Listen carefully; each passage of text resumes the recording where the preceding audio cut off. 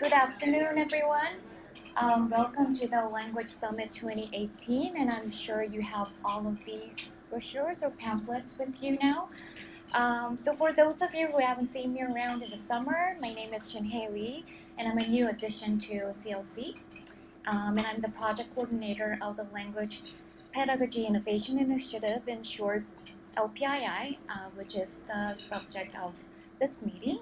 And LPII is a professional development initiative, particularly with the focus of enhancing the two most rewarding and challenging aspects of language curricular practices that we language educators have to face and deeply care about, which is pedagogy and assessment.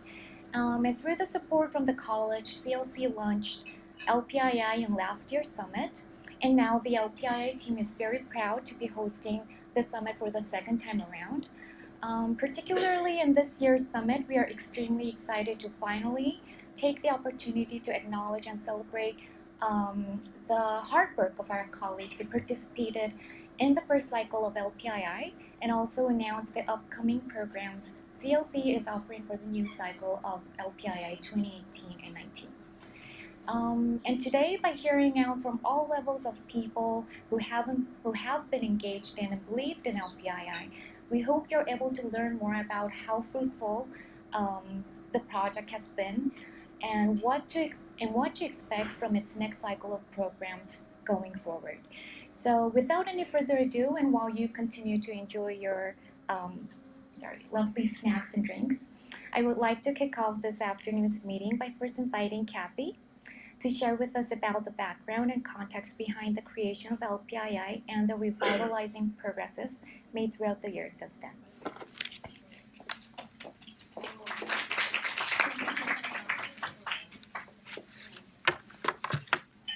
So I personally would like to thank Shin-Hei for arriving and doing such a terrific amount of work already this summer and the early autumn. She's really taken this role on as coordinator in a wonderful way, and this event is actually another expression of that. Just to remind you of the origin of the LPII was when Chris Wild, who's here this evening, let me know about funding available for curricular innovation and curricular redesign, and a real desire to have a lot of that, or a chunk of that, directed to the languages, to the language instruction, my peers, but in a way that would really have an impact on assessment and an impact on pedagogy, on the work that we do. And I would add that the program has done exactly that, and we'll be hearing from some of your peers here this evening, but also that having these assessments in place now, as we are gradually in more and more languages, and our certificates, is another really meaningful way to raise our visibility on campus. And Ahmet will talk about that more, about his plans for those initiatives. Also, this program as it exists, and now in its second year, is a very ready, available means of significant professional development for all of us, which is now becoming a more formalized parts of our jobs here. So we're happy to be in a position to offer you really meaningful, documentable opportunities for professional development. And finally, as I hope I've said before, that I think the work that is being done through the language pedagogy innovation is work that many of us were doing already. So now, in a way, it lets us support that work very tangibly, and also recognize it. And this evening's event is one of those events where we also want to recognize the work that many of you and many of your peers have done. So I think next on the agenda is, back to you, right? Yeah. All right, so thank you very much, Kathy. Before we move on to inviting our LPII agents, I'd like to give you a heartwarming and quick rundown of what LPII 2017 and 18 has achieved. You can always refer back to the third section here, or page of the brochure if needed. So throughout the last round of the initiative, CLC has witnessed great turnouts for every LPII program, namely language assessment workshops, test design and development, and course design and development. And the participation was simply above and beyond our initial expectation. So across the 2 rounds of CLC-led language assessment workshops, we welcomed a total of 37 attendees from all of our language departments and programs, from which we collected very positive and energizing reactions toward the workshop contents. And among these attendees, 19 language instructors came on board for the test design and development program, who dedicate their time throughout the busy quarters and the summertime in developing 19 new language proficiency exams. And more relevant information is to come from Mehmet about the practical and advanced proficiency tests, so please stay tuned for that. And further on, 5 language instructors redesigned or created existing or new course sequence this past summer, with some of them currently up and running this quarter. So now, although the numbers are intriguing, we recognize that they are just one piece of the whole story. So what is even more powerful is to hear out the actual stories and testimonials of our participating instructors. So today, CLC invited 4 participants from the previous cycle of the program, who thankfully are willing to share with us their experiences. Our first speaker, Mandira, will be talking about her test development project for Bangla competency test. Our next 3 speakers, Karma, Alba, and Eric, embarked on both test and course design projects, and they will be sharing their experiences on both programs. So now please join me in welcoming them one by one as they come to the stand. So Mandira.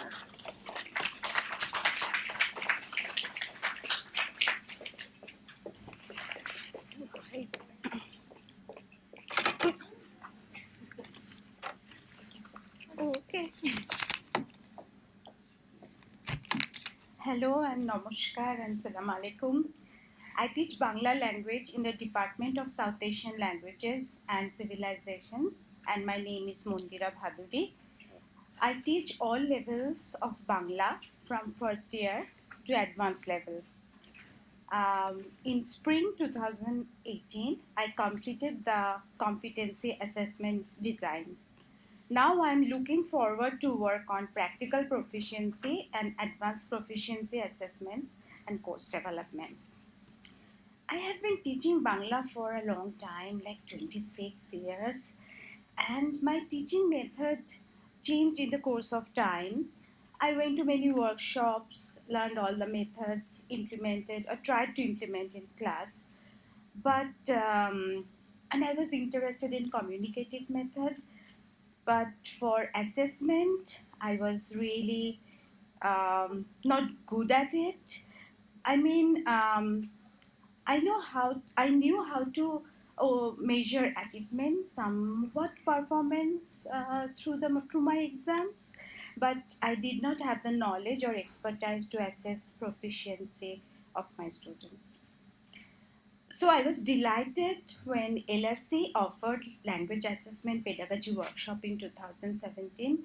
I could see that I could have a clear map of Bangla program if I worked on this. Reverse design helped me to understand what to expect from my courses and how to proceed. After finishing the competency assessment design, I can say, yes, my students know all these things which they need to know. But they are only proficient in like XYZ. Now I could separate performance and proficiency more clearly. I should say that I'm good at starting something new, but in the beginning I'm very excited and motivated, but I lose interest very quickly. I do not think I could have finished competency test without this excellent team. Ahmed, Nick, and now Shine joined. Thank you all. They made the rubrics, charts, and supplied us useful chapters from books. We met regularly and communicated through emails. They helped me where I made mistakes, was diverted, and constantly they motivated me. I would have left long ago if they were not there. So, but another interesting thing, they did not impose anything on us. Always we discussed, and our discussions were based on reasons. I had ample independence to do what I was doing. I tried to guess how much work they have to do to make a common platform for all languages. Now I am looking forward to work with the team more on practical and advanced proficiency. Now my dream is to create a Bangla program with solid proficiency-based assessments at all levels. I cannot thank Kathy enough for her creative mind and hard work, and I encourage the language instructors to take a chance with assessment. You will find it very rewarding, I'm sure.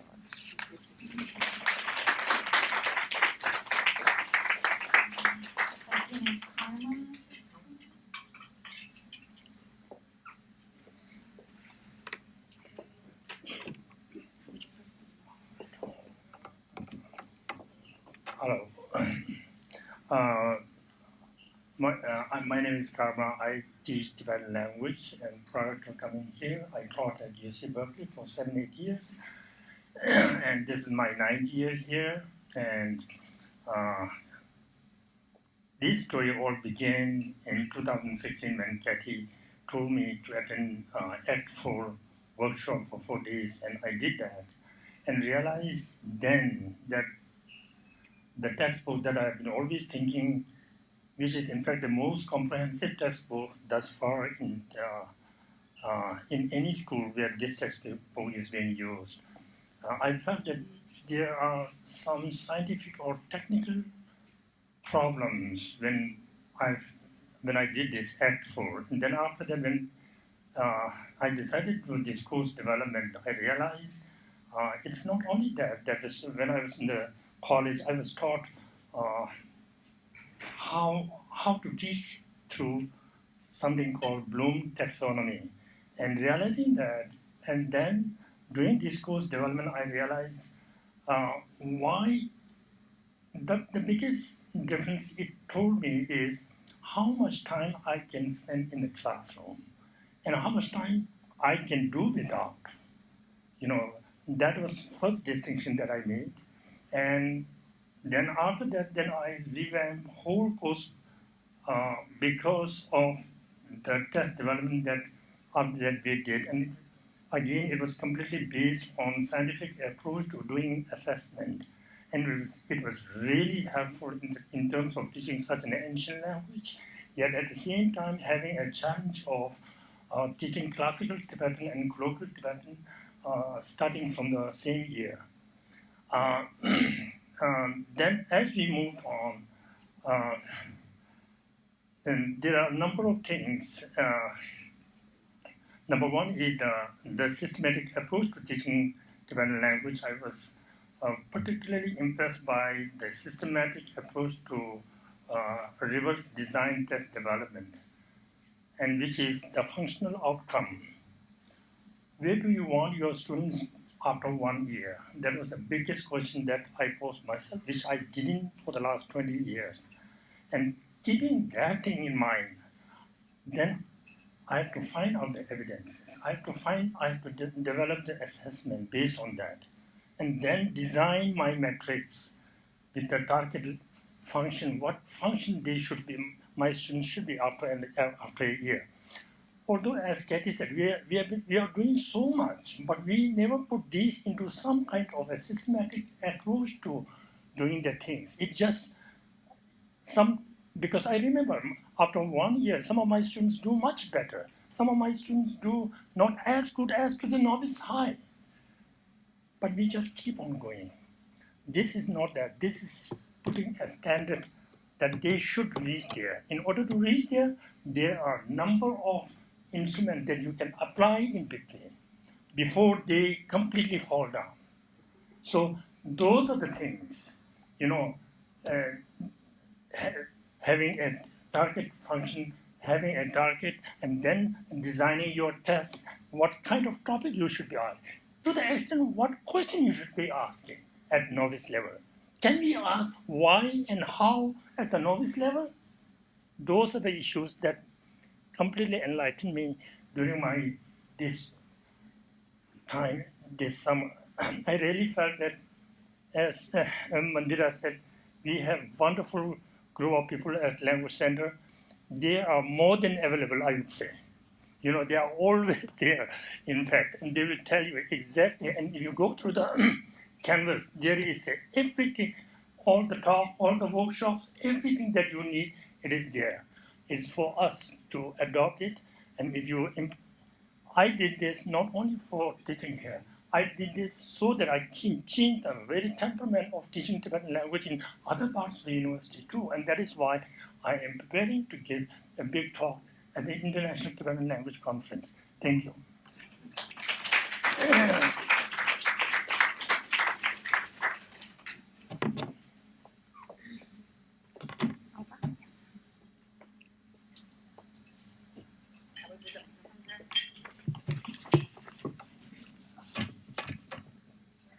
Hi.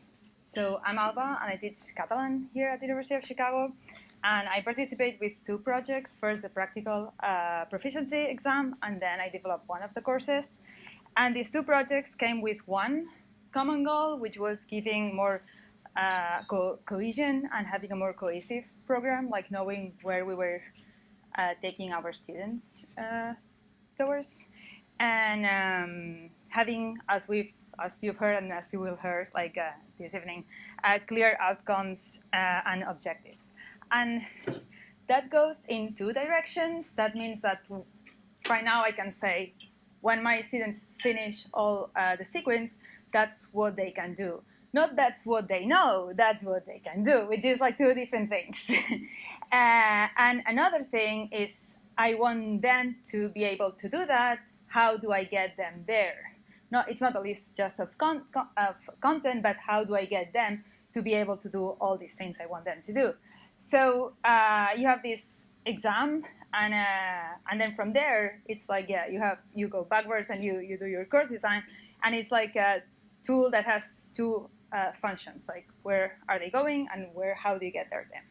But also in terms of these two things, the test and the course have two obviously different independent goals. For a language like Catalan, which is a less commonly taught language, the practical proficiency exam has also two benefits, or that's what I hope it will have.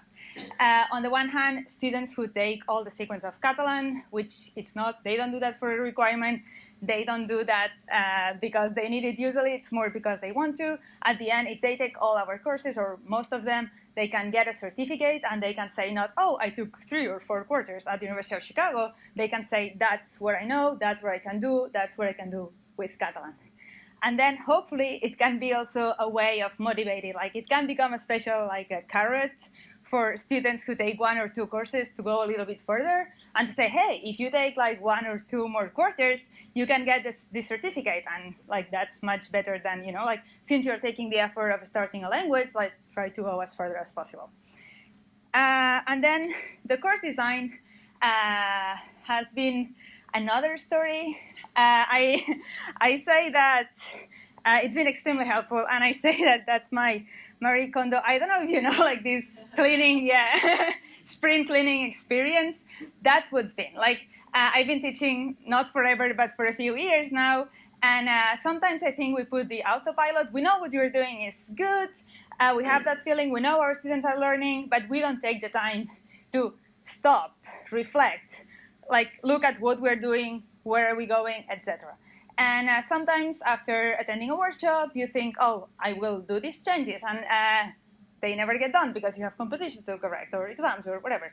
So that was having the time, and sorry, like also like the money, like to say like, okay, like that's a great opportunity to like stop and reflect on what we are doing and redesign the courses. So it was this spring cleaning that allowed me to organize, to take everything out, to really look at what we or I was doing, decide what I wanted to keep, and being certain that I was keeping it because of a reason, what I didn't need anymore, and also making a space for other things.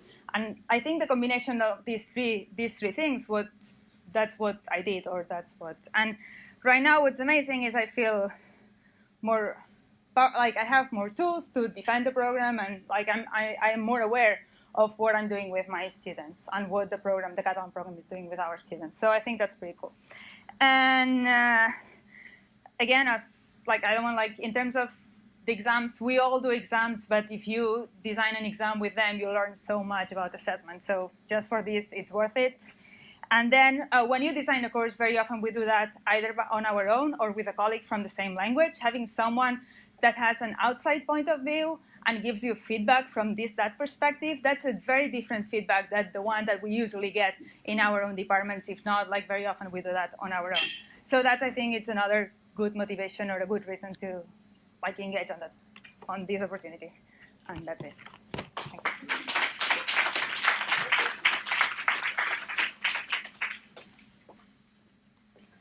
Oh my goodness, microphone. So I am Eric Kuhl. I'm a lecturer in the Department of Slavic Languages and Literatures. I am here twice. One, we worked on, with my team, Maria Jakubowicz and Mark Bauer, we worked on a competency exam and a practical proficiency exam. And I think Alba put it beautifully. Everybody has put this beautifully. What we feel that this was very helpful in the way we approach the way we teach now. So, but I'll talk more about the project, the summer project, which was embarked upon with the objective of shifting some of the stuff that we did in class outside, so flipping a moment in the classroom. Our textbooks, so with the luxury of teaching Russian is that we've got very well-designed textbooks that incorporate plenty of texts, plenty of exercises. We're less commonly taught, okay? But what we found in teaching in the second year, there were plenty of wonderful texts in the book, but what we found was that it was in an effort to alleviate some of the tedium of working with the students in class on the texts, which took away valuable class time, we shifted that into something they would do at home. Not reinventing a wheel here.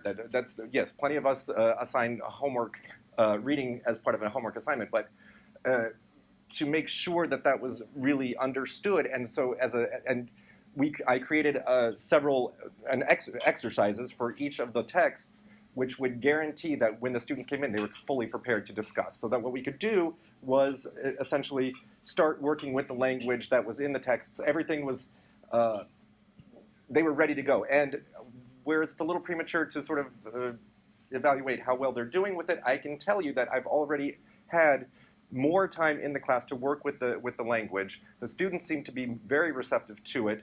They're very, I've noticed, I've walked out of my class already several times in the last 3 weeks thinking that was a really great class because I didn't speak so much.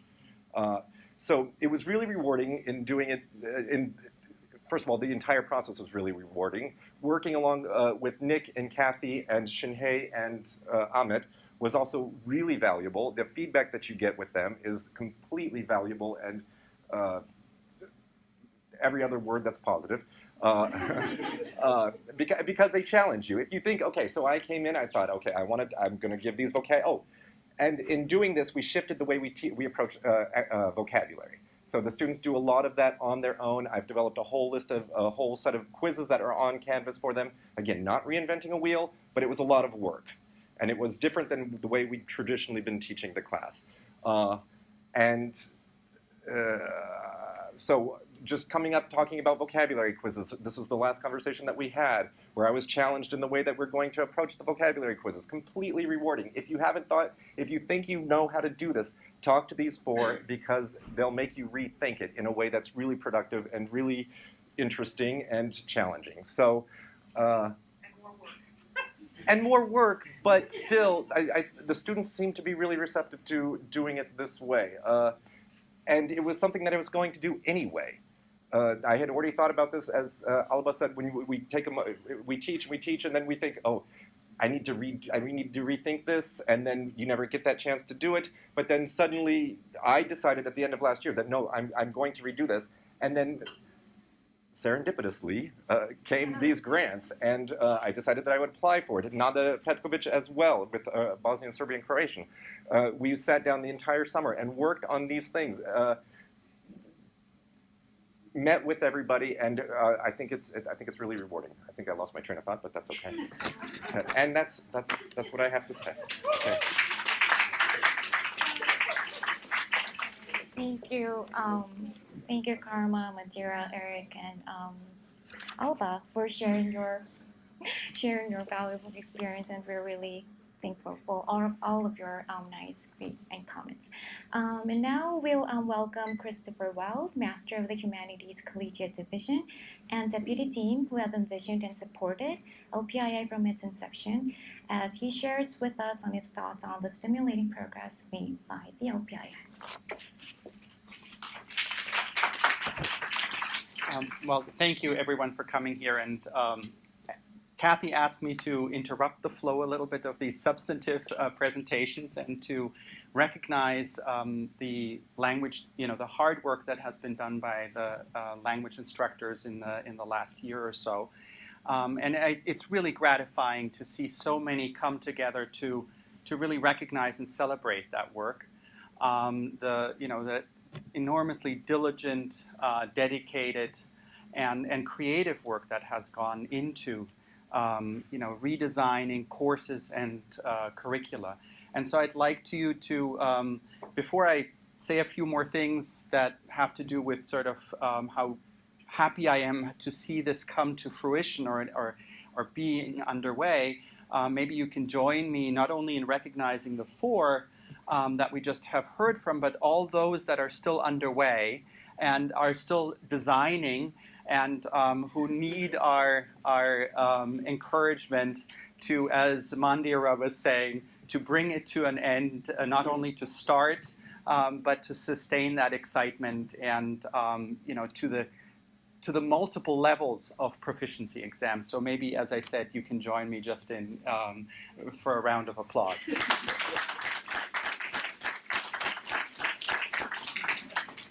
So when 2 years ago I approached Kathy and saying that the college was making available curricular innovation funds, and I wanted to make sure that we were thinking about language instruction, I encouraged her to think boldly. Not just maybe a course grant here or there, but what would we do if we would want to think of bringing all the languages together. And not only all the languages together, all 60 that we teach on campus, or about so, depending on who counts, but also to really think about it comprehensively from ground up. This is what I had been imagining, that we really bring everyone together, because I think this is another one of the, how should I say, success stories of this initiative, is that we're all in a room together.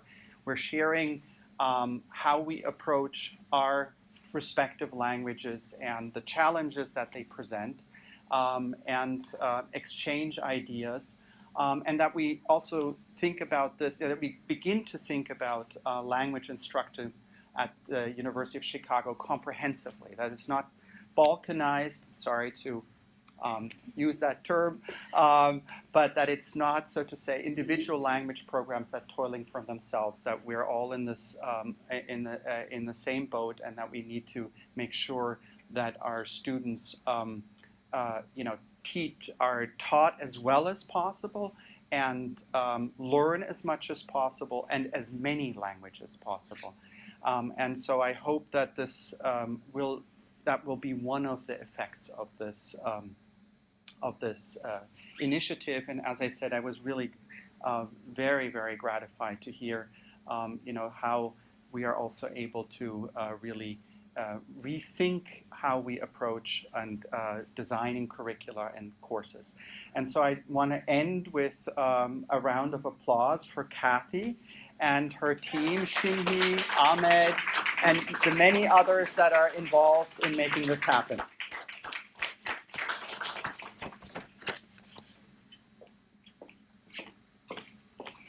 Thank you very much. So now perhaps you may have gotten more curious about our practical and advanced proficiency tests that we help our colleagues and peers to develop through our LPII programs. And Amit will further describe how he envisions the tests developed through the program would be a critical source for strengthening foreign language curriculum and motivating students to continue their language studies.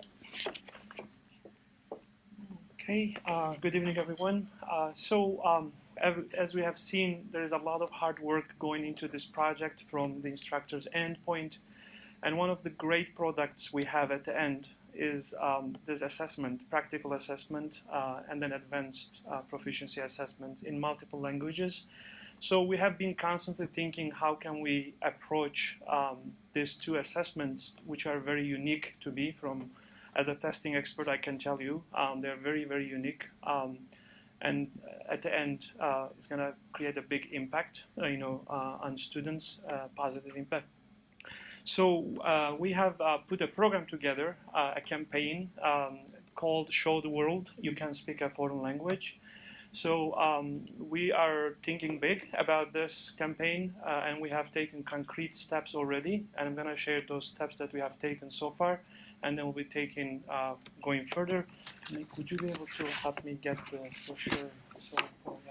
So basically, by beginning spring 2019, this year, the Office of Language Assessment will offer the new practical and advanced proficiency assessment campus-wide.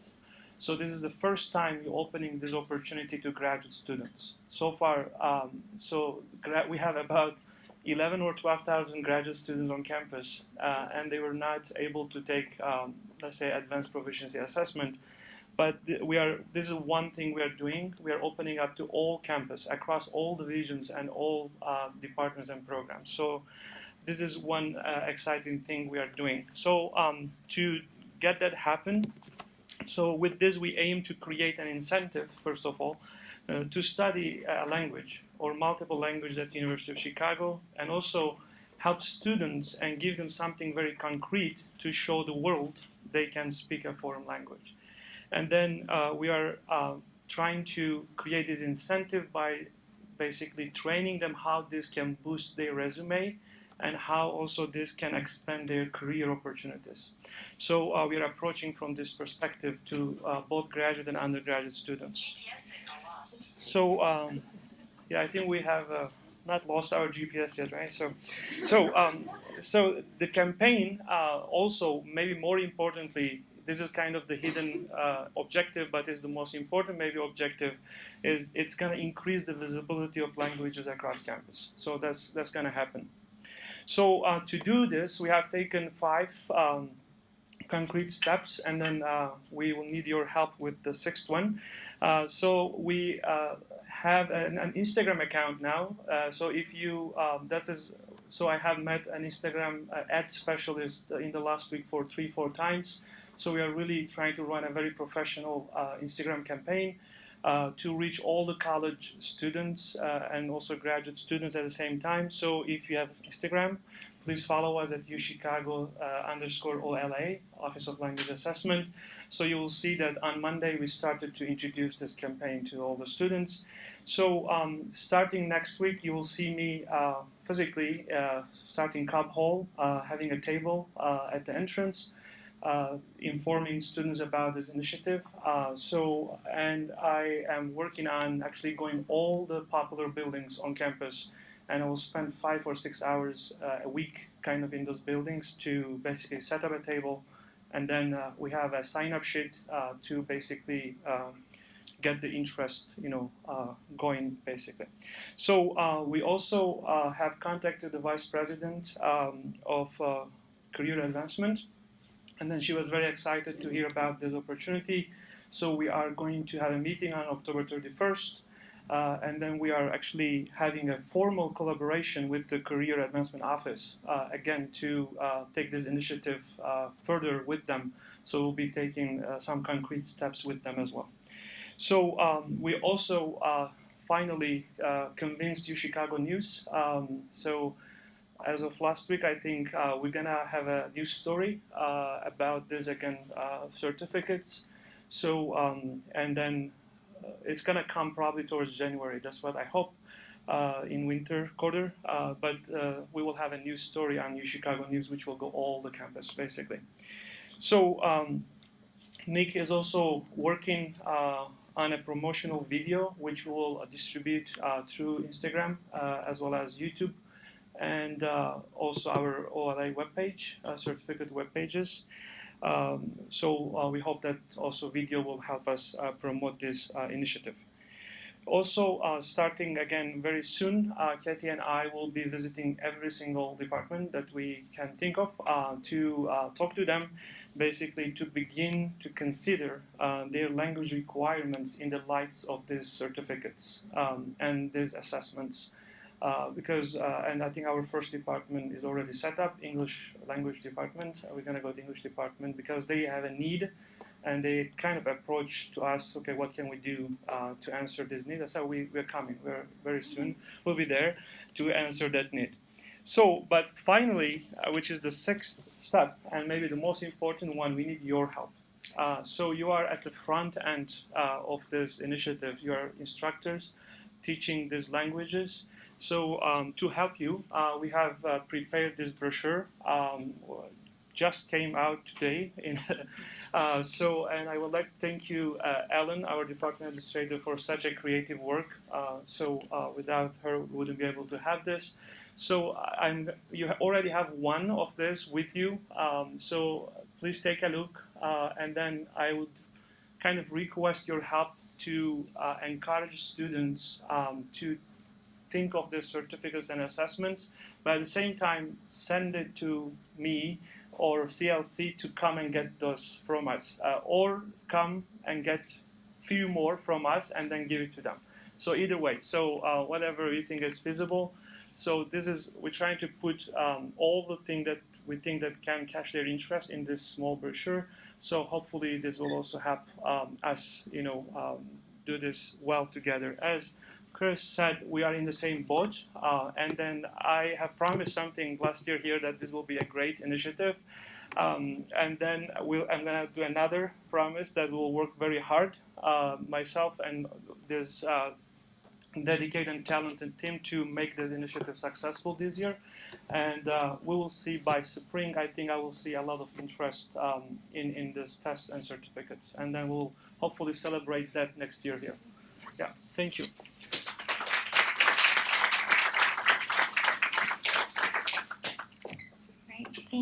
Thank you, Ahmed. I think that there were a lot of takeaway messages, but the key one is to follow us on our Instagram account. I can't remember the account name, but yes, UChicago _OLA. Okay, yeah, that's it. All right, so we're slowly getting to the end. So now the question is, what's going to happen in the new academic year, right? So CLC and the LPII team is again offering a round of programs as well throughout 2018 and 19. So please refer to the brochure one more time for more information, and please mark your calendars ahead of time.